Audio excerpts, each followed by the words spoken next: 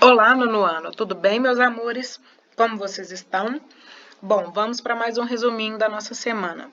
Essa semana a gente praticamente resolvemos a nossa revisão de física, não é isso? E utilizamos também a aula de quinta-feira para poder terminar a revisão. Pessoal, na primeira questão, ele falava sobre a questão de movimento e referencial, não é isso? E nós sabemos que toda vez que nós formos analisar o movimento de dois corpos ou de mais corpos, isso vai depender do referencial, não é isso? Depende de onde nós vamos analisar esse movimento, não é isso? E aí ele fez 3 afirmações e pediu para que a gente justificasse a que estivesse correta. Bom, a primeira era, a noção de movimento de um ponto é independente do referencial. Errado, não é isso? Nós sabemos que todo movimento depende do referencial. Em movimentos retilíneos, sempre existe aceleração, a qual é um vetor de direção constante. Poxa, nem sempre, pessoal, nos movimentos retilíneos nós temos aceleração, porque nós temos os movimentos retilíneos uniformes. E em movimentos retilíneos, o vetor velocidade tem direção constante. Sim, essa é a única opção correta, porque nos movimentos retilíneos nós não mudamos a direção do corpo, não é isso? Na questão 2, ele pede para achar, para a gente calcular a distância percorrida por um navio. Pessoal, essa questão era muito fácil. Distância é num movimento retilíneo uniforme. E ele falou aí, não é isso? Que a velocidade é constante. Então, nós temos MRU, nós vamos utilizar aquela formulazinha de Deus vê tudo, ok? Só que aí, pessoal, nessa questão, ela tinha uma coisa interessante, que ele pedia essa velocidade, ele nos dava essa velocidade em nós e pedia essa velocidade para a gente em quilômetros por hora, não é isso? Bom, mas ele deu no enunciado também que um nó é igual a 1,8 quilômetros por hora, então ficou bem facinho aí. Era só multiplicar 25 por 1,8 e depois multiplicar por 10, ok? Na terceira, pessoal, é a mesma coisa também, tá? MR1, tá bom? Desculpa, MRU, porque é velocidade constante, ok? E ele pede, a gente então vai utilizar a mesma formulazinha de Deus vê tudo, tá bom? E aí, só que agora ele pede para a gente a velocidade, não é isso? Então, ele nos deu distância, nos deu o tempo, ok? E pede a velocidade em quilômetros por hora. Pessoal, aqui a gente tem que fazer uma observação no seguinte, que quando a gente multiplica o número de voltas pelo tamanho da pista, não é isso? A gente vai obter essa distância em metros. Daí nós temos que multiplicar e dividir isso aí por 1000 para transformar em quilômetros. E por quê? Porque se ele quer a velocidade em quilômetros por hora, nós temos que dividir quilômetros e hora. Não é isso? Então, tem essa observação aí. Transformar a unidade de distância que está em metro em quilômetros, tá bom? O 4, pessoal, também fala aí de aceleração, não é isso? Que é aquela formulazinha básica de aceleração, iniciando já aqui o movimento uniformemente variado, não é isso? E a aceleração é igual à velocidade dividido pelo tempo. Só que olha só, pessoal, essa questão ela tem uma observação também que a gente tem que tomar muito cuidado, porque nesse tipo de questão, se a gente não observa as unidades de medidas com as quais nós estamos trabalhando, a gente acaba errando a questão. E olha só, o que ele nos deu aí foi a velocidade em quilômetros por hora, só que ele nos deu o tempo em segundos. Então, ou nós transformamos essa velocidade em metros por segundo, ou nós transformamos esse tempo em horas. ok? Só que, e ele realmente não determinou se ele queria a resposta em metros por hora ou quilômetros por segundo. Então, para ficar mais fácil para a gente, aí ficaria bem mais simples nós transformarmos quilômetros por hora em metros por segundo. Então, dividimos aí 360 por 3,6 e achamos 100 metros por segundo. Daí, calculamos a aceleração, que vai dar 100 metros por segundo dividido por 25, 4 metros por segundo ao quadrado, ok?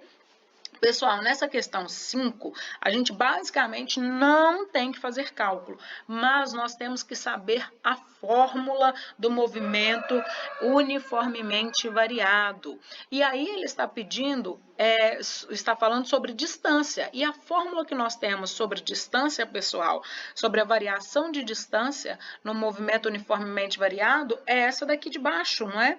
Que é posição final é igual a posição inicial mais a aceleração vezes o tempo ao quadrado dividido por 2. Por que nós não consideramos aqui nessa fórmula, pessoal, a velocidade inicial, porque ele falou que a velocidade inicial é nula, ok? E aí ele faz algumas inferências quanto à distância no movimento retilíneo uniforme. Ele fala o seguinte, que a distância percorrida ela é diretamente proporcional ao tempo do curso. Não, pessoal, olha só, a distância percorrida aqui seria a posição final, ok? E olha só, ela é aqui proporcional ao quadrado do tempo. E onde fala isso para a gente aqui? Na letra C, que a distância percorrida é proporcional ao quadrado do tempo no percurso, ok? Bom, a questão 6, ele fala aí, pessoal, também tem a ver com o nosso referencial, não é isso? E ele fala aqui, pessoal, envolve um pouco das leis de Newton, e por isso que durante as aulas passadas eu bati tanto nessa tecla de leis de Newton, porque pode ter uma questão que não seja exatamente sobre lei de Newton, mas a gente precisa de ter um conhecimento prévio.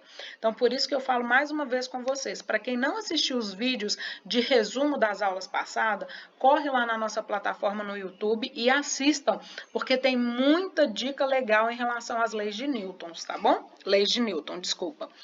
E aí, pessoal, ele fala aqui que a menina e o pai, eles estavam no ônibus em alta velocidade, mas fala de velocidade constante, então nós sabemos que é MRU, ok? E fala que a menina deixou cair uma bala e que, em relação ao pai dela, como ele viu essa bala caindo, na posição 1, 2, 3 ou 4. E aí a gente discutiu em sala de aula e chegamos à conclusão que é na posição 2. Por quê, Bárbara? Porque, pessoal, a bala, a menina e o pai, eles estão na mesma velocidade. Então, a bala aí, ela tem a tendência, não é isso? De continuar com o movimento retilíneo, né? Que seria o movimento horizontal, só que a gravidade aí puxa essa bala para o centro da Terra, não é isso? O peso da bala aí tem essa atração com a Terra. Então, a bala, ela cai para o centro da Terra. Só que, pessoal, o pai, ele está na mesma velocidade que a bala. Então, ele não vê esse movimento horizontal. Ele apenas vê o movimento vertical da bala, ok? Para quem não lembra, isso aí está no inicinho do nosso capítulo, tá? Do capítulo 1, que é referencial também. Então, vale a pena lá dar uma olhada. Bom, na questão 7, pessoal, fala de inércia, que é basicamente a primeira lei de Newton, ok? Então, uma dica aí, tem que saber lei de Newton para fazer uma ótima prova, ok? E aí, pessoal, fala da inércia. E a gente lembrou que inércia tem tudo a ver, está intimamente ligada com a quantidade de massa de um corpo, não é isso? Quanto maior a massa de um corpo, maior a inércia. Então, já dá para vocês saberem aí qual é a justificativa certa, ok? 8, pessoal. Nessa questão, ele também fala com a gente de quilômetros por hora, de MRU, basicamente. Só que aqui, pessoal, é o seguinte, peraí, deixa eu só dar uma olhadinha aqui. Aqui ele fala o seguinte com a gente, que ela saiu do quilômetro 73 e chegou ao quilômetro 59. Lembra que nós conversamos também sobre o movimento retrógrado, a diferença entre movimento retrógrado e movimento retardado, ok? Cuidado com isso aí, tá? Só que aí, na verdade, a gente quer saber mesmo a variação da posição, que seria a distância percorrida. Como nós vamos ter aí a posição final menos a posição inicial, nós vamos ter uma velocidade negativa, pessoal. Velocidade negativa não tem a ver com movimento acelerado, não é isso? Nós vimos isso, tem a ver com movimento retrógrado, tá bom? Cuidado com isso, ok? E aí fica simples também. A única questão aí seria a distância, né, que nós teríamos que calcular, pegando velocidade posição final menos posição inicial, seriam 14 metros, e a questão dos segundos, porque ele nos dá essa diferença de tempo aí em segundos, só que ele pede em quilômetros por hora. Então, nós temos que transformar esses segundos aí em horas, ok? Que vão dar 10 segundos, e nós sabemos que 10 segundos é um sexto, da nossa hora, ok? Então, nós multiplicamos por 6 sobre 1 em função de estarmos antes calculando velocidade e ter ficado 14 dividido por 10 sobre 6. Aí mantemos a primeira, não é isso? A primeira parte, o primeiro termo, que é 14, e multiplicamos pelo inverso do segundo, tá bom? Que é 6 sobre 1. E aí dá 84 km por hora. E a 9, por fim, pessoal, que é uma questão que eu acho muito bacana, tá? Que a gente tem esse costume de sempre falar errado mesmo, de maneira errada, confundir peso com massa. E aí essa questão vem exatamente para chamar atenção nesse ponto aí, tá? Peso e massa são coisas diferentes, ok? Peso é uma força, tá? É a força com que a Terra atrai um corpo, tá bom? E aí nós temos, ele falou aí que o Garfield estava pesado e que o Garfield tinha que emagrecer. Aí ele vai falar assim, então eu vou para um planeta que tem uma gravidade menor, não é isso? Porque peso é igual a massa vezes a gravidade. Peso é uma força gravitacional, não é isso? E aí ele deu o peso, a gente tinha que substituir o peso na formulazinha e achar a massa, muito simples. E depois a gente comentou que se o gatinho aí fosse para Marte, onde a aceleração da gravidade é menor, qual seria o peso dele? Não é isso? Na Terra seria 60 newtons e em Marte 24 newtons, justamente porque a gravidade é bem menor. Bom, pessoal, nossa semana foi assim.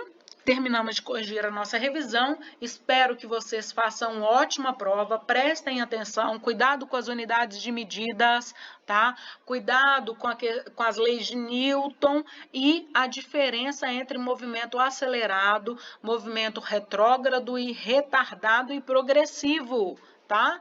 Cuidado aí. Um ótimo beijo para vocês e um ótimo fim de semana. Beijinho.